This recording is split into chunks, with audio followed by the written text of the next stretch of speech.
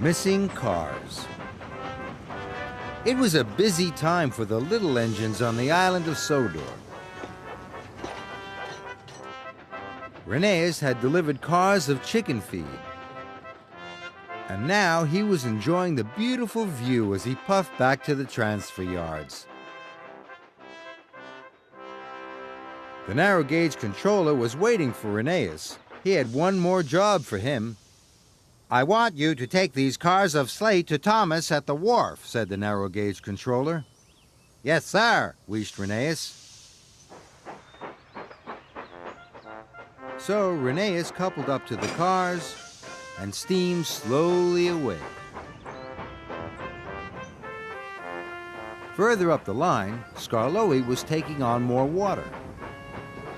Rheneas was happy to see his friend. "Hello," he chuffed cheerfully. But Skarloey wasn't cheerful. "I'm tired," groaned Skarloey. "I've been working hard all day, and I still have to pick up stone from the quarry. Then I have to collect coal trucks from the transfer yards and deliver them to the wharf." Skarloey's water was full, and he puffed sadly away.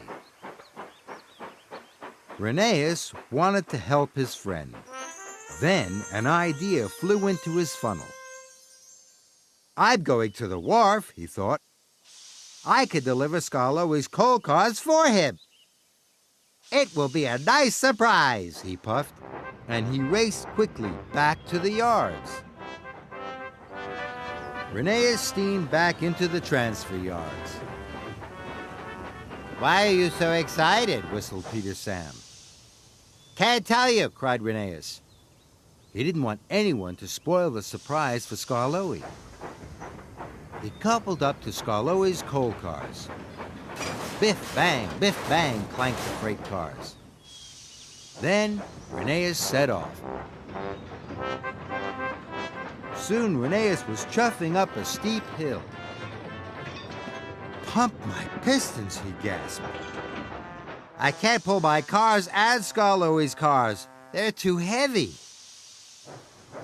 So Rheneas chuffed back down the hill. He puffed into a siding,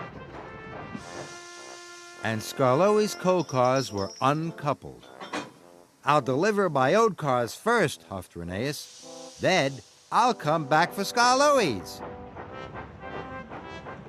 Now it was easy for Rheneas to steam up the steep hill.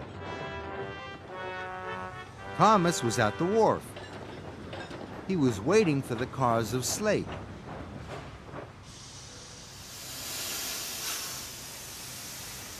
"Hurry up and uncouple these slate cars," wheezed Rheneas. "You're in a hurry, Rheneas," tooted Thomas. "I am," wheezed Rheneas. "But I can't tell you why. It's a surprise." As soon as the slate cars were uncoupled, Rheneas puffed away again. Now he had to collect Skarloey's coal cars. Then there was trouble. When Rheneas arrived at the siding, the cars weren't there. "Flatten my funnel," gasped Rheneas. "Where have they gone?" Rheneas was sure this was where he had left them. "I must find Skarloey's cars," he whistled. And Rheneas puffed quickly away. Rheneas searched high and low for the missing coal cars. But they were nowhere to be found. Rheneas was upset.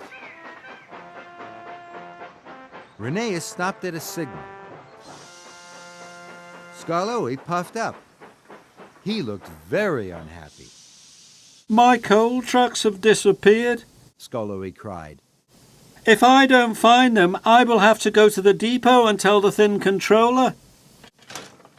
Rheneas watched Skarloey puff sadly away.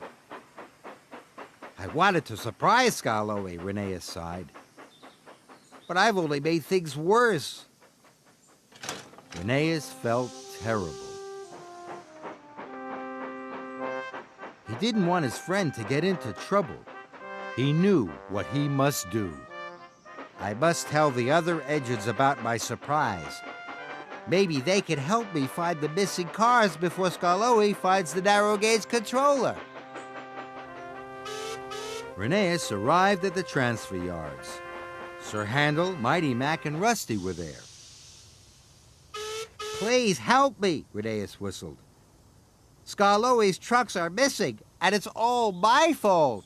He told them all about his surprise. The other engines were happy to help. "If we each look somewhere different, I know we'll find them," he tooted. Just then, Peter Sam puffed in with the missing cars. "I found these cars at the bottom of the hill," chuffed Peter Sam. "Do you know who left them there?" "I did," puffed Rheneas excitedly. "Thank you, Peter Sam." Peter Sam was puzzled. And so was the narrow gauge controller. "You told me the cars were missing, Skarloey," said the narrow gauge controller. He was surprised. Skarloey was surprised too. "They were, sir," wheezed Rheneas quickly. "It was a surprise. I wanted to help Skarloey, but I didn't tell anyone what I was doing. Please, can I still deliver the freight cars for him?" "Of course you can," laughed the narrow gauge controller. "Now we all know what you're going to do." Rheneas smiled, and so did his friend Skarloey. Now he knew about Rheneas' surprise. He could finally take a well-earned rest. Rheneas felt very happy.